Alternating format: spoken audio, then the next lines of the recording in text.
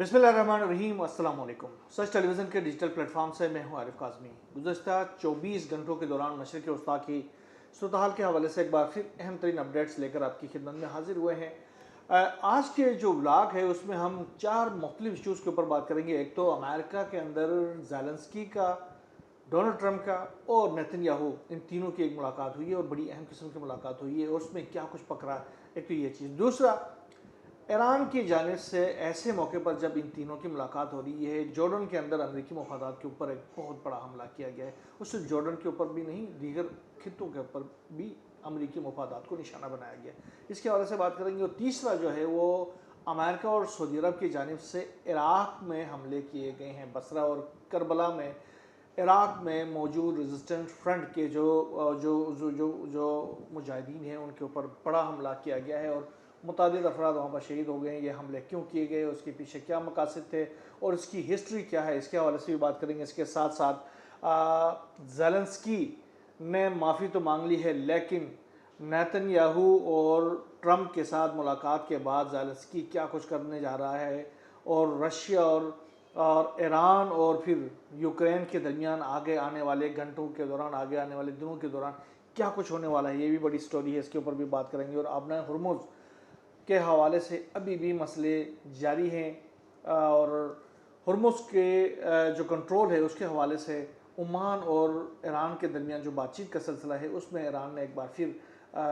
मुस्तरद कर दी है ओमान के तजावीज़ को। ये क्या तजावीज़ थी और क्यों ईरान ने इसको मुस्तरद कर दिया, ये बड़ी अहम किस्म की खबरें हैं। इसके हवाले से बात करेंगे। और बड़ी खबर जो है वो ये है कि ईरान की जानिब से एक बहुत बड़ा हमला किया गया है उर्दुन में, जहाँ पर अमरीकी बेसिस को निशाना बनाया गया है और ये प्रीएम्प्टिव स्ट्राइक किया गया और ऐसे मौके पर किया गया जब ज़ेलेंस्की जो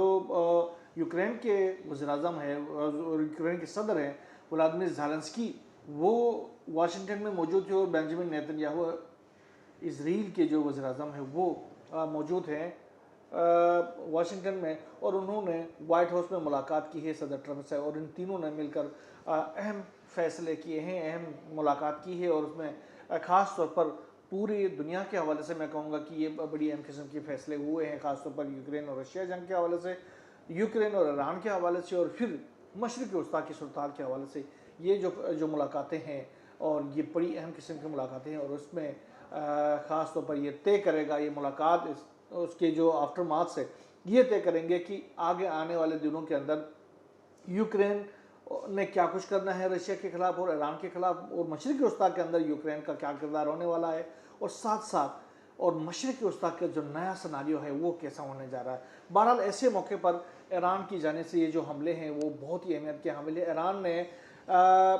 उर्दुन के अंदर बड़े पैमाने पर हमले किए, उन्होंने बैलिस्टिक मिसाइलों के ज़रिए हमले किए हैं और अपने जो ड्रोन्स हैं शाहिद 136 ड्रोन्स के ज़रिए हमले किए हैं और वहाँ पर मौजूद जो सैंडकॉम के जो हेडक्वार्टर्स हैं उनको निशाना बनाया है और बड़े पैमाने पर वहाँ पर तबाही के आसार हैं। गो कि उर्दुन की जानिब से भी कहा गया है और अमेरिका की जानिब से भी कहा गया है कि जो ईरान से आने वाले जो मिसाइल्स और ड्रोन्स थे उनको फ़ज़ा में ही तबाह कर दिया गया, लेकिन जो उर्दुन से आने वाली जो विजुअल्स हैं, जो फुटेजेस हैं, उसमें देखा जा सकता है कि मिसाइल्स जो हैं वो इम्पैक्ट कर गए हैं और वहाँ पर बड़े पैमाने पर नुकसान हो गए। सिर्फ यहाँ पर नहीं बल्कि इराक़ का जो कुर्द इलाका है अरबील का, वहाँ पर भी बहुत बड़े हमले किए गए हैं ईरान की जानिब से और वहाँ पर भी जो सैंडकॉम के जो हेडक्वार्टर्स हैं वहाँ पर अमरीकी ग्राउंड फोर्सेस के और फिर वहाँ पर मोसाद के ठिकाने हैं, उनके ऊपर मुसलसल ईरान जो है वो हमले कर रहा है। गुज़श्ता रोज़ भी ईरान की जानिब से कहा गया था कि हमने अरबील के अंदर जो है वो अमेरिका के ठिकानों को तबाह और बर्बाद करके रख दिया है और अब आज एक बार फिर बड़ी कार्रवाई की गई। और दूसरी तरफ यही जो कल हमने अपने ब्लॉग में कहा था कि जो इराक़ से जो हमले करने की जो इतलात आई थी 4 रियासतों के ऊपर, ख़ासतौर पर जॉर्डन के ऊपर, इजराइल के ऊपर और फिर सऊदी अरब के ऊपर, तो इन हमलों के पीछे बताया गया कि ये जो इराक़ के अंदर जो फोर्सेस हैं, जो ईरान नवाज मिलिशियाज हैं, उनका बड़ा हाथ है और उन्होंने ये हमले किए हैं। जबकि मैंने अपने व्लॉग में ये कहा था कि इसके पीछे तीसरा हाथ भी हो सकता है, फॉल्स फ्लैग ऑपरेशन भी हो सकता है और कौन ये फॉल्स फ्लैग ऑपरेशन करता है, ये हिस्ट्री किसकी है, ये दुनिया को देखने की ज़रूरत है। और एक ऐसे मौके पर जब बेंजामिन नेतन्याहू अमेरिका में जा रहे हैं और अमेरिका में इनकी एक अहम मुलाकात होती है, और उससे पहले क्या कुछ वो लुबनान में करता रहा है इस तरह ऐसे मौके पर जब उसकी ट्रंप से मुलाकात होती है, और उससे पहले मशरिक़ी वस्ता के ऊपर वो क्या कुछ करता रहा, ये पूरी हिस्ट्री है। और यहाँ भी इराक़ के अंदर से एक अचानक से ड्रोन्स उड़ रहे हैं और वो जाकर सऊदी अरब के ऊपर इम्पैक्ट कर रहे हैं, वो जाकर जॉर्डन के ऊपर इम्पैक्ट कर रहे हैं, वो ओमान में इम्पैक्ट कर रहे हैं। तो ये क्यों आखिरकार ऐसे कैसे हो गया? तो ये जो सवालात जन्म ले रहे थे, इसका मैंने अपने कल के व्लॉग में जिक्र किया था कि ये फाल्स फ्लैग ऑपरेशन हो सकता है, लेकिन आज ये तय हो गया कि वाकई ये फाल्स फ्लैग ऑपरेशन था, क्योंकि इसके इल्ज़ाम जो है सऊदी अरब की जानिब से ईरान के ऊपर लगा दिया गया था। और ये कहा गया था कि ईरान के जो वफादार फोर्सेस हैं इराक़ के अंदर, उन्होंने ये हमले किए हैं, उसका जवाब दिया जाएगा। और आज वाकई तौर पर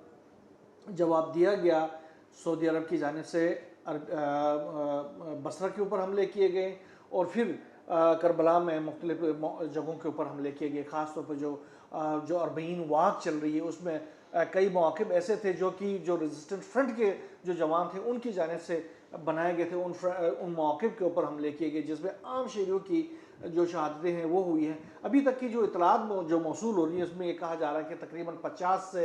ज़ायद अफराद जो हैं वो शहीद हो चुके हैं और मुतादिद ज़ख्मी हो चुके हैं, लेकिन ऑफिशियल फिगर्स अभी भी आना बाकी है, ये कंफर्म फिगर्स नहीं हैं। लेकिन आखिरकार ये हमले क्यों किए गए? और सऊदी अरब ने पहली बार ये खुलकर इजहार किया है कि हमने ये हमले अमेरिका की मदद से किए हैं, अमेरिका के साथ मिलकर किए हैं, और इन फोर्सेस के ऊपर किए हैं जो ईरान के वफादार फोर्सेस हैं इराक़ के अंदर,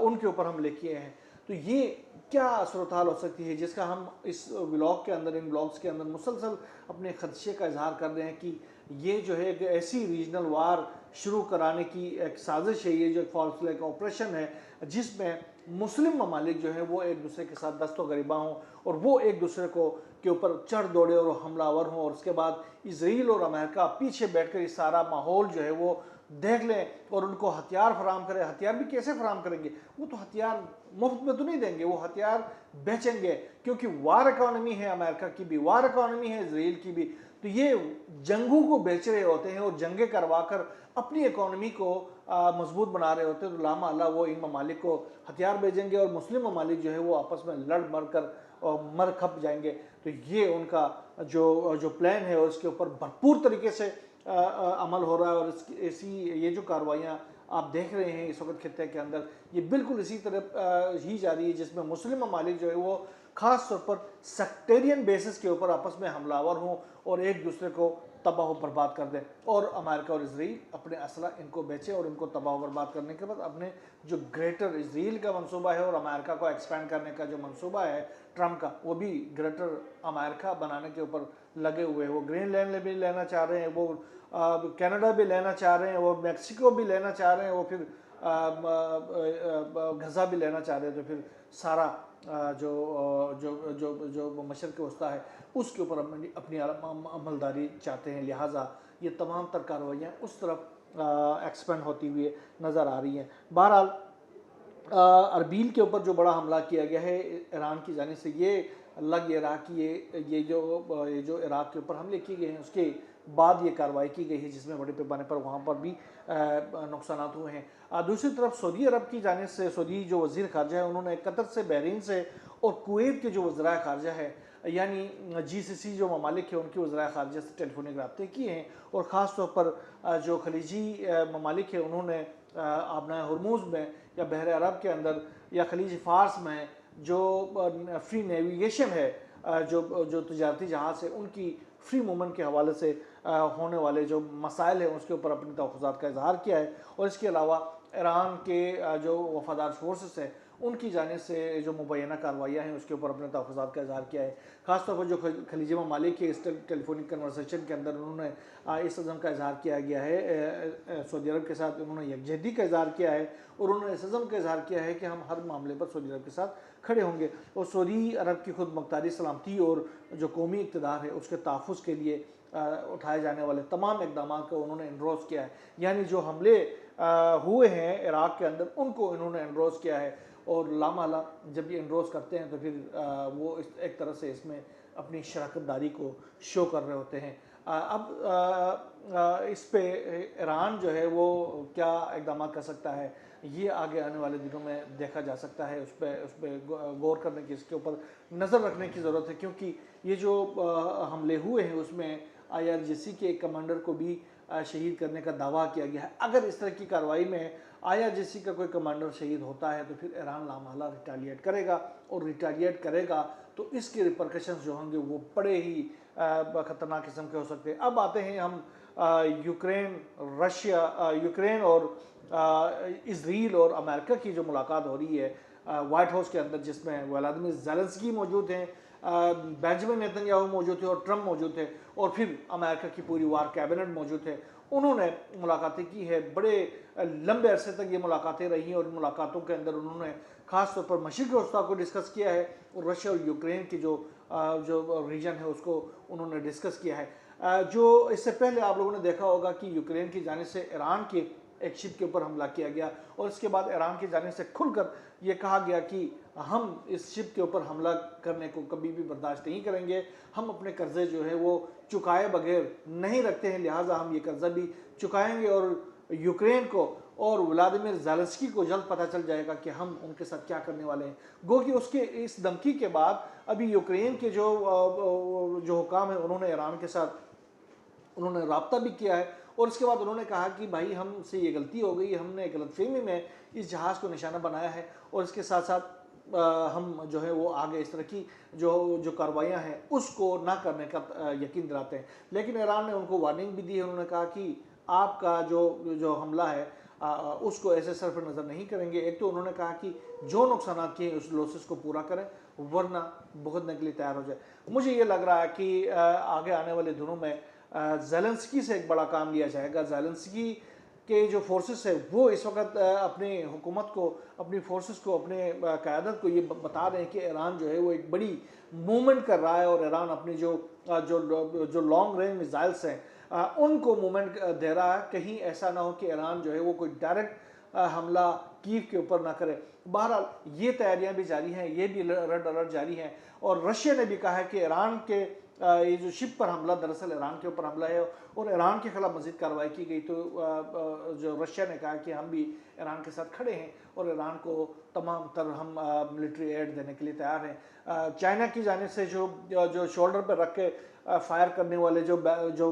मिसाइल इंटरसेप्टर्स हैं, वो भी 400 के करीब जो मिसाइल्स हैं, वो इंटरसेप्टर जो प्लेटफॉर्म्स है वो भी ईरान को देने का वादा किया गया है, और वो कुछ दिनों में मिल रहे हैं। तो ये बड़ी डेवलपमेंट हो रही है, और आने वाले दिनों में अगर ईरान की जानिब से कोई बड़ी कार्रवाई की जाती है यूक्रेन के मफादात के ऊपर, तो इसके बाद यूक्रेन से हो सकता है इस मुलाकात के अंदर ये वादे लिए गए हों कि यूक्रेन जो है, रशिया को तो उन्होंने एंगेज किया, और यूक्रेन के ज़रिए कहीं ईरान को भी इस यूक्रेन के ज़रिए एंगेज करने की कोशिश अगर ये की जाती है, तो फिर ये एक वर्ल्ड वार की तरफ, ये तीसरी जंग अज़ीम की तरफ ये मामला जो है वो जाता हुआ नज़र आ रहा है, और उसके जो रिपरकशंस होंगे वो बहुत ही संगीन होंगे। अब आते हैं ज़रा आबनाए हुर्मुज़ की तरफ।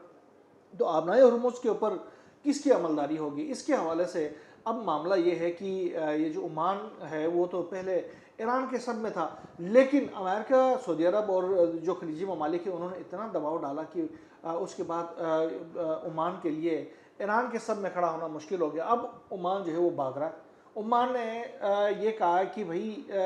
आप एक तो पहले तो एक हाल इन्होंने ये बताया कि जो दो रास्ते होंगे, एक रास्ता मेरा होगा, एक रास्ता आपका होगा, जो मेरा रास्ता होगा वो फ्री होगा, आपका रास्ता होगा आप जो भी कर ले। इन्होंने कहा नहीं, ऐसे तो नहीं हो सकता,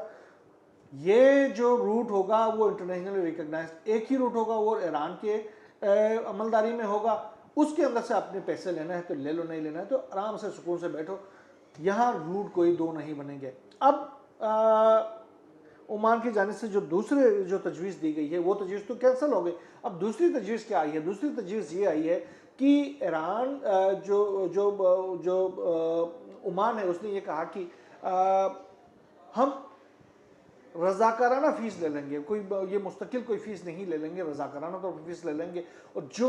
ममालिक जो है वो अबनाए हरमुज़ में से गुजरेंगे, वो अगर जो भी फ़ीस दे दे वो हम वसूल करेंगे। इसको अरब ममालिक की, जो खलीजी ममालिक की, उनकी भी हिमायत हासिल थी, लेकिन ईरान ने कहा नहीं, ये भी नहीं हो सकता। अब हम उस